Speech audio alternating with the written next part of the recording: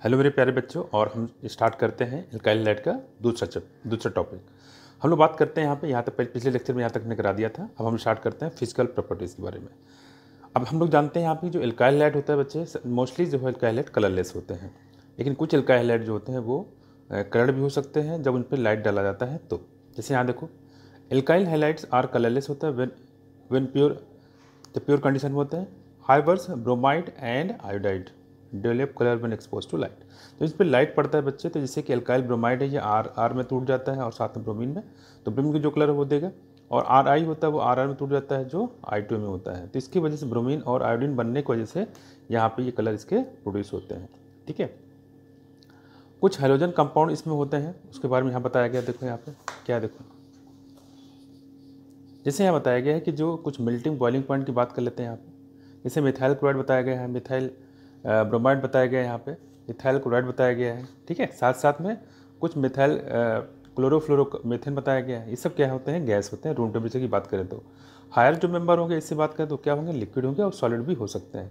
As we have already learn molecule of organic halogen compounds are generally polar होते हैं। कैसे होते हैं, पोलर होते हैं, due to greater polarity as well as higher molecular mass as compare to the parent hydrocarbon. The intermolecular forces of attraction of dipole and van der Waals, साथ में attraction. तो कहने मतलब यहाँ पे अगर आप आपसे बात की कौन कौन से बॉन्ड हो सकते हैं, तो डायपोल होगा, साथ साथ वंडर वॉल भी हो सकता है ना। और दूसरी बात अगर हम बात करें यहाँ पे, तो are stronger in the halogen derivative, तो ये फोर्स काफ़ी ज़्यादा मिल जाएंगे। That is why the boiling point of chloride bromide iodide are considerably higher होता है then those of the hydrocarbon. तो हाइड्रोकार्बन के कंपेयर में अगर सेम मॉलिक्यूलर वेट है, उस कंपेयर में एल्काइल हैलाइड का बॉइलिंग पॉइंट ज़्यादा होता है। ठीक है, देखो दूसरी बात करेंगे, the attraction get stronger as molecule are bigger in size. जैसे मालिक्यूल बढ़ता जाएगा, अट्रैक्शन फोर्स जो होता है वो स्ट्रॉन्गर होता चला जाएगा। ठीक है, bigger in size and have more electron. The pattern of the variation of boiling point of different halide is depicted. Figure में दिखाया गया for the same alkyl group. The boiling point of alkyl halide decreases in the order R I, सबसे ज़्यादा होगा alkyl iodide का, क्योंकि इसमें iodide का जो मालिक्यूलर वेट ज़्यादा होता है, एटॉमिक वेट सॉरी। RBr का होगा, फिर RCl का होगा, फिर RF का होगा। तो सिंपल सी बात है, अगर इसका मालिक्यूलर वेट ज़्यादा होगा तो इसका क्या नाम है, बॉइलिंग पॉइंट भी ज़्यादा होगा, है ना। This is because with the increase in size and mass of halogen atom the magnitude of van der Waals forces increases. Van der Waal force बढ़ता जाता है, जिसकी वजह इसका बॉइलिंग पॉइंट भी बढ़ता जाता है। आपसे पूछ सकता है कि ऑर्डर जो बनाया गया किस वजह से बताया गया है, तो आप क्या बताएंगे कि इसमें मार्कुलर बढ़ रहा है, एक तो वजह यहाँ बताया, साथ साथ में वंडरवाल फोर्स भी यहाँ पे बढ़ रहा है। तो इंपॉर्टेंट यहाँ पे वंडरवाल फोर्स, इसको थोड़ा सा ध्यान रखिएगा। ये आपको चार्ट बताया गया यहाँ पे, अगर देखोगे यहाँ पे, जिससे मिथाइल हैलाइड बताया गया यहाँ पे। ठीक है, यहाँ पे इसके तीनों स्टेट दिखाई गई हैं गैस के फॉर्म में, है ना। यहाँ पे दिखाएंगे तो इथाइल हैलाइड है, यहाँ पे दिखेंगे प्रोपाइल हैलाइड है। ठीक है, क्लोराइड ब्रोमाइड और आयोडाइड। सबसे ज़्यादा देखोगे यहाँ पे, तो सबसे ज़्यादा किसका मिलेगा आपको, आयोडाइड का, फिर किसका मिलेगा आपको, ब्रोमाइड का, फिर किसका मिलेगा आपको, क्लोराइड का। ठीक, ये बॉइलिंग पॉइंट का ऑर्डर आपको दिया गया है। ठीक है, अब आते हैं नीचे।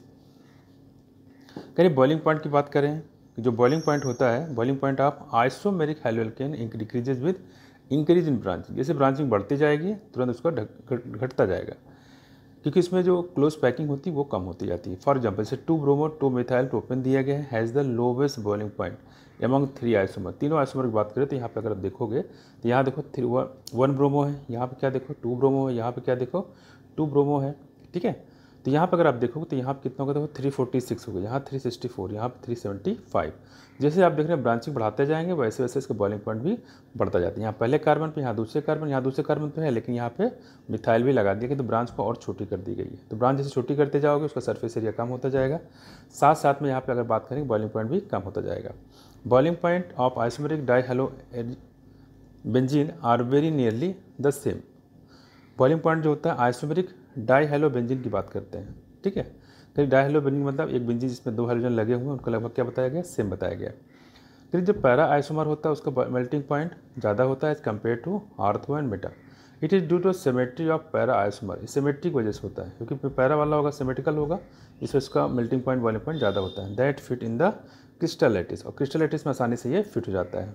ठीक है, better as compare to ortho and meta के कंपेयर में। तो यहाँ पे एक क्वेश्चन बताया गया, ये आपसे पूछ सकता है। देखो यहाँ पे आपको बताया गया, यहाँ पे देखो जैसे यहाँ पे दिया है आर्थोक्लोरोबेंजीन, यहाँ दिया है मेटाक्लोरोबेंजीन, यहाँ दिया है पैराक्लोरोबेंजीन। ये 2022 में भी, ये 2000 पूछा गया है और आगे आने वाले समय में 2023 में भी पूछ सकते हैं। ठीक है, देखो ये एक्सपेक्टेड किया था हमने, लेकिन अभी तक इसमें क्वेश्चन आए नहीं, तो चांस है कि एक बार क्वेश्चन भी मिल जाए आपको। ठीक है, यहाँ देखो क्या है, यहाँ पे अगर हम बात करें तो मेल्टिंग पॉइंट और बॉइलिंग पॉइंट का ऑर्डर क्या है। देखो अगर हम बात करते हैं बॉइलिंग पॉइंट के, तो यहाँ देखेंगे आर्थो कितना 453 है, मीटर कितना देखो 446 है, उसके बाद कितना देखो यहाँ पे 443 हो गया, 448 हो गया। ठीक है, तो आप क्या देख रहे हैं, कोई आर्डर यहाँ पे रेगुलर नहीं है। रेगुलर अगर देखोगे तो सबसे ज़्यादा अगर कायदेस होना चाहिए किसका, पैरा वाले के लिखा है, किसका, आर्थो वाले का। देखो यहाँ पे तो 453 है, यहाँ पे 448 से फिर 446, यानी पहले आर्थो का, फिर पैरा का, फिर यहाँ मेटा हो गया। ठीक, यहाँ मेल्टिंग पॉइंट की बात करें 256 है, 249 है, 323 है। तो अगर आप देखो तो पैरा वाले का मेल्टिंग पॉइंट अलग है। ठीक है, जब सबसे ज़्यादा है, और यहाँ बात करेंगे आर्थो वाला, यहाँ पे कम हो गया। तो यहाँ हम जो ऑर्डर है बिल्कुल इरेगुलर है, तो इससे आपको इसमें दिक्कत हो सकती है। देखो इसमें इसका तरीका मैंने बताया आपको बच्चे कि अगर कुछ आते तरीका क्या है। ठीक है, जैसे यहाँ देखो तो बॉइलिंग पॉइंट, यहाँ पर अगर देखो आप बॉइलिंग पॉइंट का, तो इसको आप याद कर सकते हो। यहाँ देखो एक कोड बताया है ब्योपम। ब्योपम आपको इसी पता है कि मेटा का सबसे कम होता है, ध्यान रखिएगा, इसमें मेटा का सबसे कम होता है। ठीक है, अगर आप इसमें देखोगे सबसे ज़्यादा किसका होगा, देखो आर्थो का, अगर बॉइलिंग पॉइंट की बात करें। ठीक है, फिर पैरा का, फिर मेटा का, आर्थो पैरा मेटा। ठीक है, आर्थो पैरा और मेटा हो जाता है। ठीक, और अगर हम मेटा की, इसमें मेल्टिंग पॉइंट की बात करते हैं तो यहाँ पर किसका सबसे ज़्यादा होता है, देखो पैरा का, फिर आर्थो का, फिर मेटा हो जाता है, पैरा, आर्थो और मेटा। ठीक है, इसको ब्योपम पोम से याद कर सकते हो। ब्योपम मतलब बॉइलिंग पॉइंट का ऑर्डर है। ठीक है, तो सबसे ज़्यादा सबसे कम मेटा का होगा, फिर पैरा का, फिर आपका आर्थो का। तो ब्योपम पोम से कोड से आप याद कर सकते हो। तो पहला हमारा बॉइलिंग पॉइंट दिया, दूसरा जो ऑर्डर दिया है, ठीक है, किसका है, मेल्टिंग पॉइंट का है, POM। ठीक है, ऐसे याद कर लीजिएगा।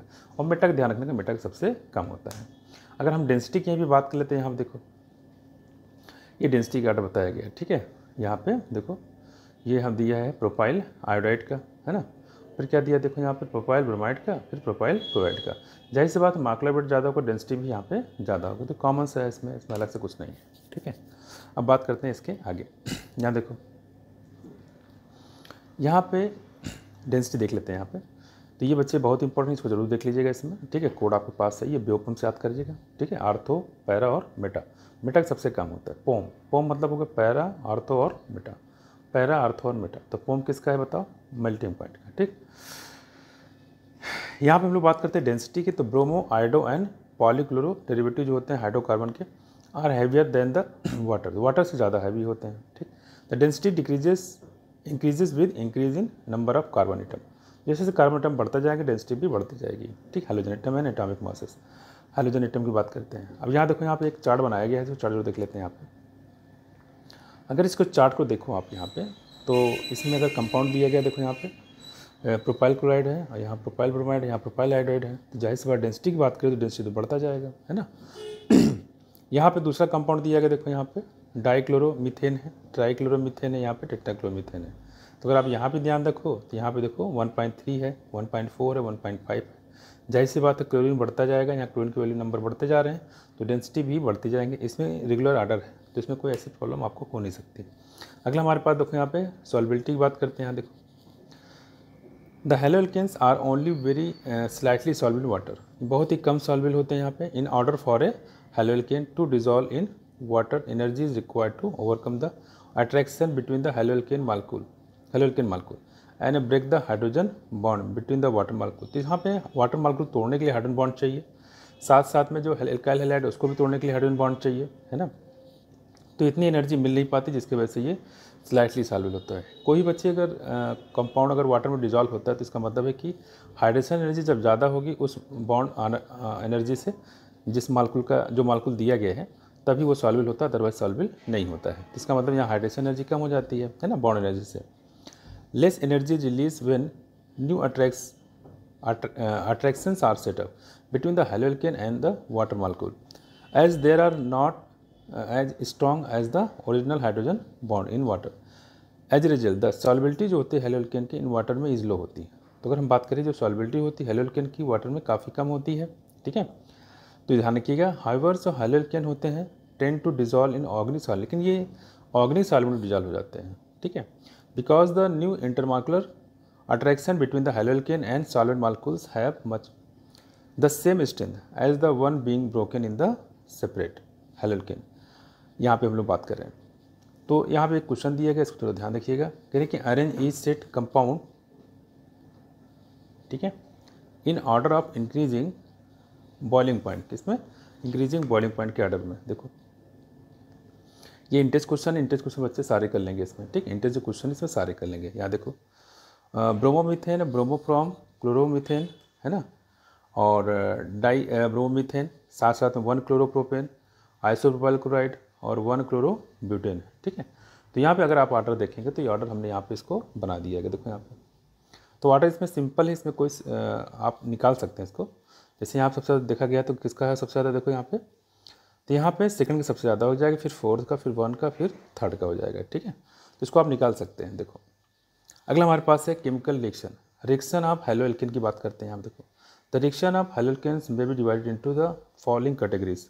पहला बताया गया बच्चे यहाँ पे कौन सा, देखो न्यूक्लियोफिलिक सब्स्टिट्यूशन, दूसरा क्या है एलिमिनेशन रिएक्शन, तीसरा क्या है रिएक्शन विद मेटल। सबसे पहले हम बात करते हैं न्यूक्लियोफिलिक सब्स्टिट्यूशन रिएक्शन का, जिसमें न्यूक्लियोफाइल को सब्स्टिट्यूट किया जाएगा किसी दूसरे एलिमेंट के द्वारा। In this type of reaction nucleophile react with halo alkane the substrate having the partial positive charge on the carbon atom. आपको पता है यहाँ पे कि जो इसमें एल्काइल हैलाइड होता है तो इसमें कार्बन पे पार्शियल पॉजिटिव चार्ज होता है, ये हम लोग पढ़ चुके हैं इसमें, है ना। अब देखते हैं इसके आगे।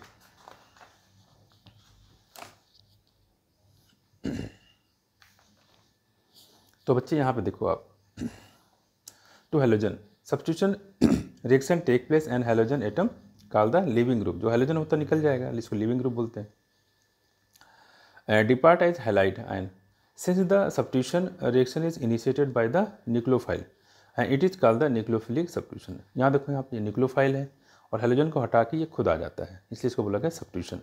It is the one of the most useful classes of organic reactions of alkyl halide in which halogen is bonded to the sp3 hybridize. यहाँ पता है कि हेलोजन किससे बॉन्ड है, देखो sp3 से सिंगल बॉन्ड है।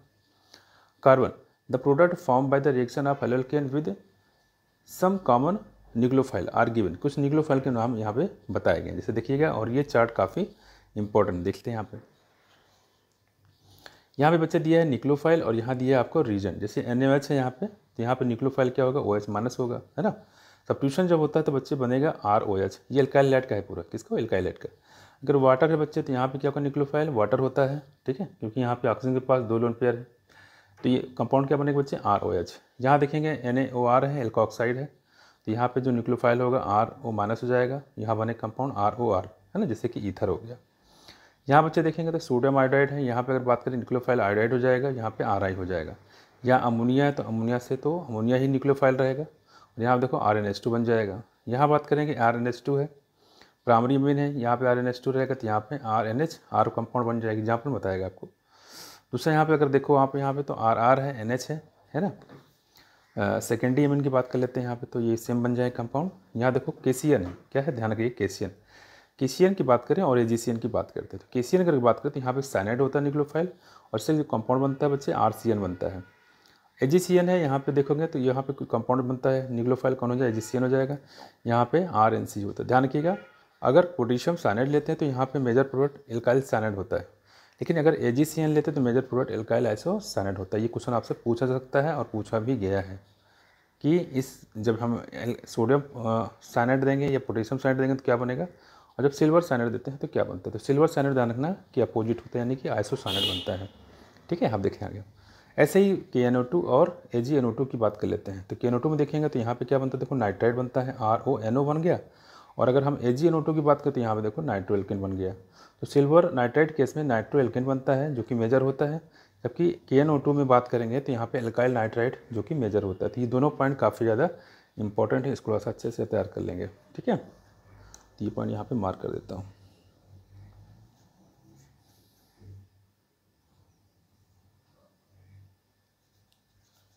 खासकर इस पैराग्राफ में आपका ये सबसे ज़्यादा इंपॉर्टेंट है ना, कि जो एल्काइल नाइट्रेट है साथ में साइनाइड वाला है, ठीक है। अब देखते हैं यहाँ पे इसके आगे बच्चे। इसके बाद हम बात करें तो ये सिल्वर साल्ट है, दिया गया आपको, है ना। तो इसमें देखेंगे तो RCOO माइनस, ये है मेजर प्रोडक्ट न्यूक्लियोफाइल है, बनता क्या है, एस्टर। ऐसे लिथियम एल्यूमिनियम हाइड्राइड, तो यहाँ देखेंगे हाइड्रोजन जो होता है वो न्यूक्लियोफाइल होता है, हाइड्राइड न्यूक्लियोफाइल है, यहाँ पे RH बनता है। लिथियम एल्यूमिनियम हाइड्राइड से कराएंगे तो क्या बनेगा, RH बनेगा, ठीक है। इस एग्जाम्पल में हाइड्रोकार्बन। RM+ दिया हुआ तो यहाँ पे क्या हो जाएगा बच्चे, RR- हो जाएगा, जैसे कि एल्केन हो जाता है। ठीक, तो यहाँ पे जो R होता है डैश, ये हमारा न्यूक्लियोफाइल का काम करता है। अब आते हैं इसके आगे। इसे यहाँ पे बताया गया बच्चे, ग्रुप जैसे कि हो गया यहाँ पे group like cyanide and nitrile passes to nucleophile, nucleophilic सेंटेज पे 2 न्यूक्लियोफिलिक सेंटेज होते हैं, इसीलिए इसको बोलते हैं यहाँ पे एम्बिडेंट न्यूक्लियोफाइल होते हैं। एक्चुअली जो साइनाइड ग्रुप होता है is a hybrid of 2 contributing structure and therefore can act as a nucleophile in 2 different ways, 2 तरीके से कर सकता है। देखो यहाँ पे इसे साइनाइड दिखाया गया है। ठीक है, साइनाइड वगैरह होगा तो इसका मतलब कि कार्बन जुड़ा हुआ है दूसरे एलिमेंट से। ठीक है, दूसरी बात इसको मतलब linking through carbon atom resulting in alkyl cyanide, इसे क्या बन जाएगा बच्चे, alkyl cyanide, and through the nitrogen atom.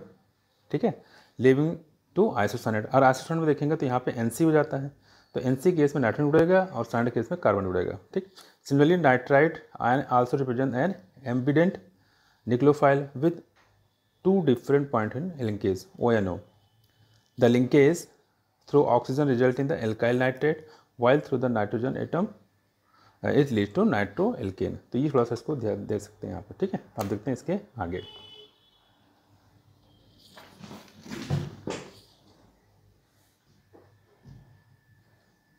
अगर हम इसके आगे बात करते हैं बच्चे, देखो यहाँ पे करेंगे हेलोएल्केन रिएक्ट विद, यहाँ पे एक देखेंगे एग्जाम्पल दिया गया है। ठीक है, 10 haloalkane react with potassium cyanide to form the alkyl cyanide as a main product, while जो एजीसीएन होता है form isocyanide as the chief product. इस पर ध्यान देखो करना। देखो करेंगे जो केसीएन होता है प्रेडोमिनेटली आयनिक होता है। हम लोग जानते हैं यहाँ पे कि जो एस ब्लॉक के होते हैं एलिमेंट कैसे होते हैं, वो आयनिक बनाते हैं ज़्यादातर, and provide cyanide ion in solution.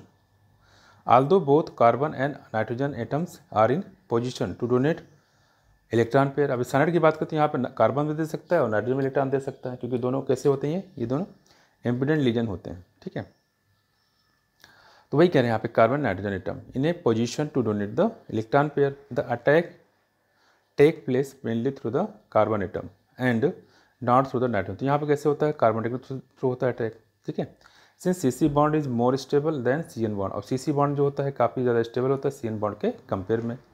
However AgCN is mainly covalent. अब एजीसीएन की बात करें तो ये कैसा होता है, कोवेलेंट होता है in nature, and nitrogen is free to donate electron. यहाँ पे क्या होता है, नाइट्रोजन फ्री होता है किसके लिए, इलेक्ट्रॉन देने के लिए। ठीक है, forming isocyanide as the main product. Simple बात ये है कि अगर हम NaCN से पूछता है, KCN से पूछता है तो क्या बताएंगे, KCN चूँकि आयनिक होता है इसी वजह से जो है कार्बन जो है वो जुड़ता है। ठीक है, और एजीसीएन की बात करें कोवेलेंट होता है, तो यहाँ पे नाइट्रोजन इलेक्ट्रॉन फ्री होता है जिसकी वजह से वो जुड़ता है, इसलिए से यहाँ पे एजीसीएन केस में आइसोसाइनाइड बनता है और केसीएन केस में साइनाइड जो है मेजर प्रोडक्ट बनता है। यहाँ देखो,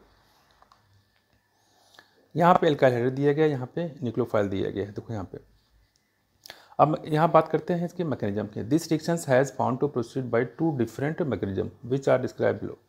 यहाँ substitution nucleophile bimolecular reaction SN2 की बात करते हैं। यहाँ पे देखो 2 टाइप के रिएक्शन होते हैं, न्यूक्लियोफिलिक सब्स्टिट्यूशन 1 और 2। तो यहाँ पे 2 के बारे में बताया गया है। इस यहाँ देखो दिखाया गया है, the reaction between methyl chloride and hydroxide ion is yield methanol and chloride ion follows the second order kinetic. Second order होता है, the rate depends upon concentration of both the reactant. ये इंपॉर्टेंट यहाँ पे कि जो rate होता है बच्चे, ये दोनों चीज़ों पे डिपेंड करता है। यहाँ देखो ये पूछ सकता है, जेमी पूछा भी गया ऐसे क्वेश्चन है ना, कि रेट किस चीज़ पे डिपेंड करता है। तो जो रिएक्टेंट बच्चे ये बेस होता है, कहने मतलब ये है जो बेस है हमारा इस पर भी डिपेंड करेगा, न्यूक्लियोफाइल है उस पर भी डिपेंड करेगा, और जो हमारा रिएक्टेंट है एल्काइल हाइड्रेट उस पर भी डिपेंड करता है। ठीक है, जबकि SN1 में ऑर्डर बदल जाता है। ठीक, देखो यहाँ पे बच्चे जैसे OH आयन है, यहाँ देखो OH आयन यहाँ पे जुड़ रहा है। देखो आप देख रहे होगा यहाँ पे जो कार्बन है इसकी वैलेंस हाइब्रिडेशन अगर यहाँ ध्यान दोगे तो क्या हो जाएगा बच्चे, यहाँ पे आपका 5 वैलेंसी कार्बन दिखाएगा। ठीक है, 5 तो होता नहीं है, तो क्या हो इसका मतलब है, इसका मतलब ये हो गया कि यहाँ पे जो Cl बॉन्ड है कार्बन के बीच में ये टूट रहा है और कार्बन और OH के बीच में बॉन्ड धीरे धीरे बनना स्टार्ट हो गया। इसको बोलते हैं बच्चे ट्रांजिशन स्टेट। तो अगर आपसे पूछता है ट्रांजिशन स्टेट कहाँ मिलेगा बच्चे, SN1 के SN2 में, तो क्या बताओगे SN2 में। यहाँ देखो इससे कंपाउंड यहाँ पे धीरे धीरे क्या होगा, Cl टूट जाएगा और यहाँ पे OH जुड़ जाएगा। अब यहाँ देखो यहाँ पे Cl राइट साइड जुड़ा हुआ है, कायदे से अगर OH जो न्यूक्लियोफाइल है अगर राइट साइड आता है तो उसको क्या बोलते हैं हम लोग, सेम साइड आ गया है ना। सेम साइड को वर्ड बोलते हैं बच्चे रिटेंशन। लेकिन हुआ क्या है, देखो Cl यहाँ पे राइट साइड लेकिन जुड़ा कहाँ से, देखो लेफ्ट साइड है ना। तो इसका मतलब कि उल्टा हो गया। तो उल्टा मतलब क्या बोलते हैं बच्चे, इसको इन्वर्जन। तो अगर आपसे पूछता है यहाँ पे कि SN2 में क्या होता है, इन्वर्जन होता है, रिटेंशन यहाँ पे नहीं होता है, उल्टे को इन्वर्जन बोलते हैं। ठीक है, ये क्वेश्चन पूछा भी जाता है कि इन्वर्जन कहाँ मिलेगा, रिटेंशन कहाँ मिलेगा, दोनों कहाँ मिलेंगे, है ना। तो SN2 में सिर्फ और सिर्फ क्या होता है, इन्वर्जन होता है, साथ साथ ट्रांजिशन स्टेट भी पाई जाती है, इसे खासतौर पर ध्यान रखिएगा। ठीक है, देखो अब यहाँ पे बात करें, जैसे यहाँ पे दिखाया गया इसी बॉन्ड के फॉर्म में। अब बात करते हैं यहाँ पे, देखो कह रहे इट डिफरेंटेड बायमॉलिक्यूलर न्यूक्लियोफिलिक। अब चूंकि यहाँ पे आप देख रहे हैं कि जो रिएक्शन होता है वो दोनों पे डिपेंड करता है, रिएक्टेंट पे, दोनों रिएक्टेंट पे, इसलिए इसको बोला गया है बायमॉलिक्यूलर रिएक्शन, SN2 रिएक्शन। यहाँ देखो it depends bimolecular nucleophilic displacement SN2 reaction, है ना। The incoming nucleophile interact with alkyl halide causing the carbon halide bond to break while forming the new carbon OH bond. These two processes take place simultaneously. बच्चे की ध्यान रखना, ये दोनों process bond breaking और bond तोड़ना, यानी bond बनना और तोड़ना दोनों एक साथ होता है। जैसे यहाँ पे देखो बॉन्ड ये टूट रहा है, ये कार्बन और OH के बीच में बॉन्ड बन रहा है, दोनों एक साथ होता है, इसको ध्यान रखिएगा। In a single step and no intermediate is form, इसमें कोई इंटरमीडिएट नहीं बनता, सिंगल स्टेप में ये बन जाता है। ठीक, दूसरा देखो as the reaction proceed progress and the bond between the nucleophile and the carbon atom start forming the bond between the carbon atom and leaving group weakens. As that happens, the configuration of carbon atom under attack inverted much the same way as umbrella is turned inside out when caught a strong wind while the leaving group is pushed away. तो मतलब यहाँ पे umbrella को example देके बताया गया कि जैसे तूफान चलता है तो अम्ब्रेला देखते हैं उल्टा हो जाता है ना, कैसे हो जाता है, उल्टा हो जाता है।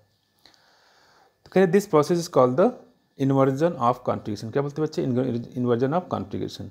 इन transition state the carbon atom is simultaneously bonded to incoming nucleophile and the outgoing leaving group. तो मतलब ये हो गया कि जो टूटना और बनना दोनों सब एक साथ होते हैं। यहाँ देखो क्या दिया है, in the year 1937 Edward Davies Hughes and sir Christopher Ingold propose a mechanism for an SN2 reaction. SN2 reaction के लिए क्रिस्टोफर ने और हगीज ने, दो साइंटिस्ट ने इसके बारे में बताया था। ठीक है, चलो अब हम लोग बात करते हैं इसके आगे।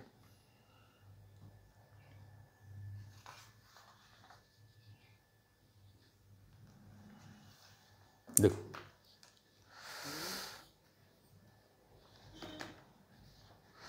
तो यहाँ पे हम लोग बात करें, यहाँ देखो जैसे देखो group and such structure are unstable हो जाते हैं and can not be isolated.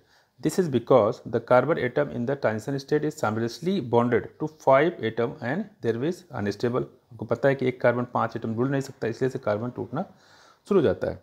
Since the reaction requires the approach of the nucleophile to the carbon bearing the leaving group, the presence of bulky substitute on near the carbon atom have the dramatic inhibiting effect। और यहाँ पे क्या होता है बच्चे, inhibiting effect होता है of the simple alkyl halide। methyl halide react with most, यहाँ देखिएगा यहाँ पे अगर हम बात करते हैं यहाँ पे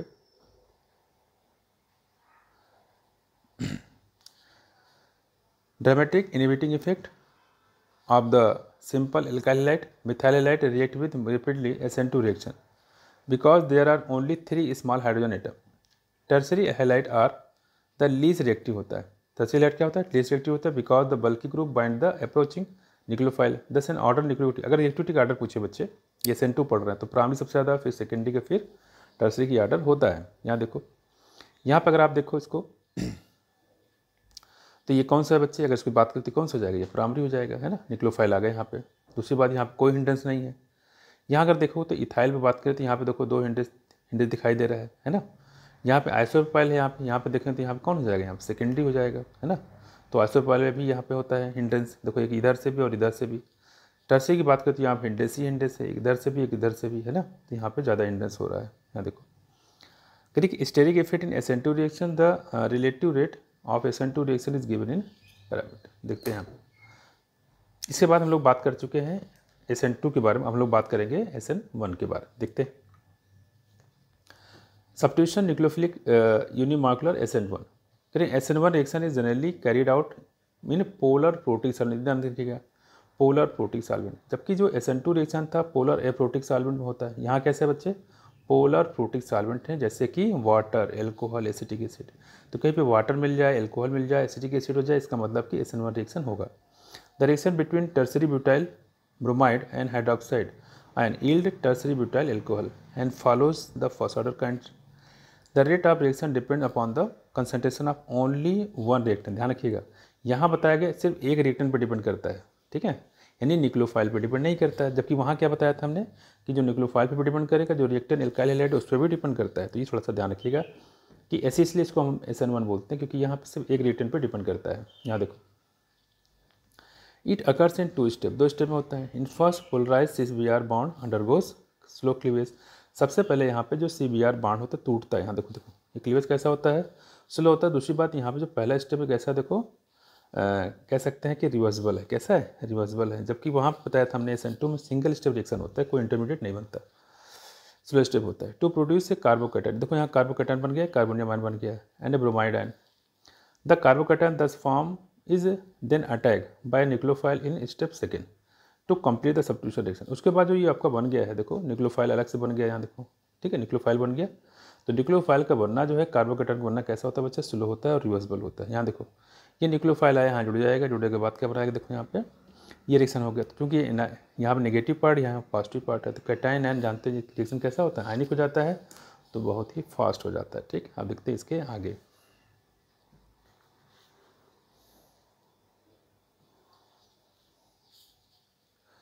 यहाँ पे स्टेप 1 की बात करें, स्टेप 1 जो है सबसे स्लोवेस्ट है। ध्यान रखिएगा, स्टेप 1 जो है पूछे अगर आपसे कि जो SN1 में इस 2 स्टेप होता है तो सबको पता होगा, है ना। लेकिन कहने की जो स्टेप 1 होता है स्लोवेस्ट होता है और रिवर्सिबल होता है, दोनों बातें ध्यान रखिएगा, स्लोवेस्ट भी है और रिवर्सिबल भी है, ठीक है। It involve the CBr bond breaking for which the energy is obtain through the solvation of halide ion. तो यहाँ पे जो एनर्जी होती है वो हाइलाइट के सॉल्वेशन मतलब वाटर से रिएक्शन करता है, उसके उससे मिलती है। with the proton of protic solvent since the rate of reaction depends upon the slowest step। अब आपको पता है कि rate of reaction किस पे डिपेंड करता है, slowest step पे। the rate of reaction depend only on the concentration of alkyl halide। यहाँ पे जो rate of reaction होता है वो alkyl halide की concentration डिपेंड करता है and not the concentration of the hydroxide ion। तो हाइड्रोक्साइड concentration डिपेंड नहीं करता है, ठीक है। तो ये किस पे डिपेंड करेगा, सिर्फ concentration of alkyl halide पे, है ना। तो और बेस पे डिपेंड नहीं करता है। Further greater the stability of carbocation, greater will be its ease of formation of alkyl halide and faster will be the rate of reaction। In case of alkyl halide, tertiary alkyl halide undergoes SN1 reaction very fast because of the high stability of tertiary carbonium ion। तो tertiary carbonium की stability बहुत ज़्यादा होती है, इसलिए tertiary की reactivity भी ज़्यादा होती है। ठीक, यहाँ देखते हैं यहाँ पे, जैसे यहाँ पे अगर हम बात करें कि SN2, तो SN2 में क्या आटा बताया बच्चे, यहाँ पे देखो, यहाँ पे एरो ऐसे बनाया गया है। सबसे ज़्यादा किसकी, मिथाइल हैलाइड की, फिर प्राइमरी की, फिर सेकेंडरी की, फिर टर्सरी की। अगर SN1 की बात करें तो ऑर्डर उल्टा हो जाता है, सबसे ज़्यादा किसको जाएगा, देखो टर्सरी का, फिर सेकेंडरी का और फिर प्राइमरी। तो यहाँ पे एरो ऐसे गया, यहाँ पे एरो ऐसे गया, देखो फॉर द सेम रीज़न, इसी रीजन की वजह से एलाइलिक की बात करें और बेंजालिक की बात करें, so high reactivity toward the SN1, ठीक है, reaction the carbocation thus form gets stabilize through the resonance. क्योंकि यहाँ पे रेजोनेंस होता है, आपको पता है एलाइलिक में भी रेजोनेंस होता है और बेंजालिक में भी रेजोनेंस होता है, ठीक है। तो इसकी रिएक्टिविटी ज़्यादा होती है। यहाँ देखो ये आपको एलाइलिक दिया गया है, जिसको रेजोनेंस यहाँ पे हो रहा है ना, ये कार्बन क्या कहलाता है, एलाइलिक। तो रेजोनेंस यहाँ भी हो रहा है और बेंजालिक होता है, ये हम आपको बेंजालिक दिया हुआ है, तो बेंजालिक में भी रेजोनेंस होगा। यहाँ देखो for given alkyl group the reactivity of halide RX followed the same order in both the mechanism. तो ऑर्डर वही होगा RI, RBr और RCl और RF। क्यों, क्योंकि RI के बॉन्ड लेंथ ज़्यादा होता है, जल्दी से टूट जाएगा। यहाँ पे कुछ क्वेश्चन बताया गया, जरा देख लेते हैं बच्चे इसको। ये क्वेश्चन भी काफ़ी इंपॉर्टेंट पूछ सकता है आपसे, है ना। देखो, in the following pairs of hydrogen compound which would undergoes the SN2 reaction. आपको पता है SN2 रिएक्शन क्या होता है, 1 2 3, सबसे ज़्यादा फर्स्ट का, फिर सेकेंड का, फिर थर्ड का, टर्सरी का, है ना। तो वही आपको यहाँ पे चेक करना है। तो यहाँ पे अगर आप देखो तो सबसे पहला किसका हो जाएगा, देखो यहाँ पे बच्चे एग्जाम्पल दिया है 10.6 में दिया गया, ठीक। अगर इसको आप देखो तो यहाँ की अगर बात करते कौन सा है, सेकेंडरी है ना, जिस कार्बन उड़ा हुआ कितना, एक कार्बन, 2 कार्बन, सेकेंडरी हो गया। यहाँ की बात को हाइड्रोजन जिस कार्बन उड़ा हुआ कितने कार्बन उड़ा, एक होगा, तो ये प्राइमरी हो गया और ये सेकेंडरी होगा। तो ऑर्डर किसका हो जाएगा, बेंजालिक, सॉरी बेंजालिक नहीं, तो यहाँ पे ये प्राइमरी हो जाएगा। तो ये प्राइमरी और ये सेकेंडरी, तो किसका हो जाएगा बच्चे, प्राइमरी का। करें it is primary halide and therefore undergoes SN2 reaction. यहाँ पे देखो तो आयोडीन का ज़्यादा हो जाएगा, है ना। तो as iodine is a better leaving group because of its larger size, it will release at faster rate in the presence of incoming nucleophile. Predict the order of reactivity of the following compound SN1 and SN2 reaction. अब यहाँ पे आपको order दिए गए, आप इसको निकाल सकते हैं। कैसे निकालेंगे, वही ऑर्डर हो जाएगा। अगर यहाँ पे SN1 का होगा तो टर्सरी का सबसे ज़्यादा होगा, फिर सेकेंडरी, फिर प्राइमरी का, और SN2 होगा तो SN2 में केस में क्या हो जाएगा, प्राइमरी का, सेकेंडरी का, फिर टर्सरी हो जाएगा। ठीक है, तो ये कुछ यहाँ पे ऑर्डर हो गया। अब देखते हैं इसके आगे। तो ये बच्चे एग्जाम्पल कर लेंगे अच्छे से। ठीक है, एग्जाम्पल काफ़ी ज़्यादा इंपॉर्टेंट है। देखो हम लोग बात करिए, पूरा ऑर्डर बनाया गया है। अब देखते हैं इसके आगे। यहाँ अगर बात करेंगे बच्चे तो देखो stereo chemical aspect of nucleophilic substitution reaction का। SN2 reaction proceed with complete stereo chemical inversion. आपको पता है जो SN2 में क्या होता है बच्चे, SN2 की बात करें तो इसमें सिर्फ और सिर्फ बताया था इन्वर्जन होता है ना। वाइल जो SN1 रिएक्शन होता है उसमें क्या होता है, रेसिमाइजेशन होता है, मतलब उसमें इन्वर्जन भी होगा और रिटेंशन भी होता है, दोनों चीज़ें होती हैं, है ना। देखो कह रहे कि in order to understand the concept we need to the learn from basic. तो आप ऑप्टिकली एक्टिविटी जानते हैं, कैरलिटी क्या होता है, रिटेंशन क्या होता है, इन्वर्जन क्या होता है, रेसिमाइजेशन क्या होता है। ठीक, तो कह रहे हैं इसके बारे में यहाँ पे बताया गया। तो एक टर्म मैं आपको डायरेक्टली बता दूँ, जैसे होता है plane polarize light and optical activity.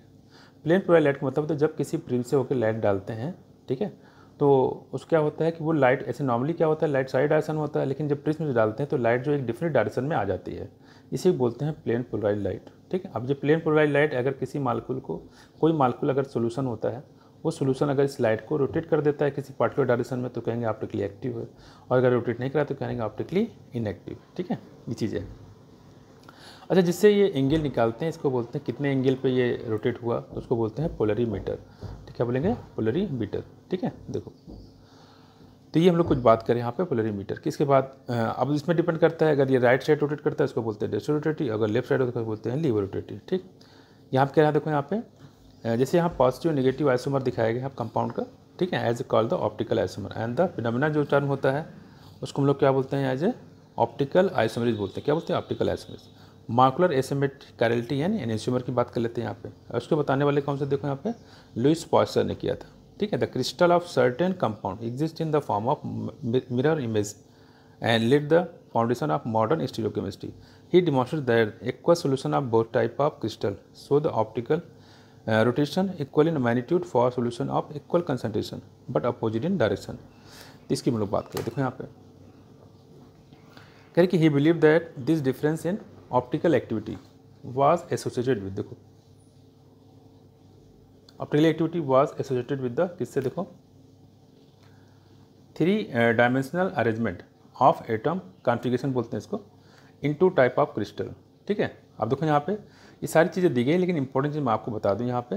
ठीक है, कुछ ऐसे कार्बन होते हैं जहाँ पे अगर एक कार्बन 4 डिफरेंट अलग अलग ग्रुप से जुड़ा होता है उसको बोलते हैं एसिमेट्रिक कार्बन, या इसको बोल सकते हैं स्टीरियो सेंटर, या कायरल कार्बन भी इसको आप बोल सकते हैं। ठीक है, अब देखते हैं यहाँ पे इसको, जैसे यहाँ पे आपको दिया गया है, ये सबसे अच्छा देख सकते हैं यहाँ पे, देखो इधर ये यहाँ दिया है chirality, an object that can not be super impose on it's mirror image called the chiral. जो सुपर इम्पोज नहीं होता उसको हम लोग क्या बोलेंगे, कायरल। जैसे यहाँ देखो, यहाँ पे पैर दिखाया गया, हाथ दिखाया गया, कायरल ऑब्जेक्ट है, नॉन सुपर इम्पोज होता है, मिरर इमेज होता है, non super imposable mirror image बनाता है। यहाँ देखो तो ये नॉन कायरल है, ठीक है, ऑब्जेक्ट, और सुपर इम्पोजेबल मिरर इमेज होता है। तो कहने मतलब जो नॉन कायरल होगा वो सुपर इम्पोज होगा, जो कायरल होगा वो नॉन सुपर इम्पोज होगा, है ना। अगर इसको देखो तो इस पैर पे इस पैर को हम रख नहीं सकते हैं, ठीक है, पूरा सुपर इम्पोज नहीं करेंगे, इस हाथ पे इस हाथ भी नहीं रख सकते हैं, ठीक है। लेकिन यहाँ पे देखो, अगर इसके पीछे ये छिप जाएगा और इसके पीछे ये भी छिप जाएगा, तो अगर बॉडी एक दूसरे को कवर कर लेता है, इसका मतलब कैसा है, वो नॉन कायरल हो जाएगा, ठीक है, और एक दूसरे को सुपर इम्पोज करेंगे, ठीक। इसको हम लोग बात करेंगे कायरल की। चलो आगे देख लेते हैं यहाँ बच्चे।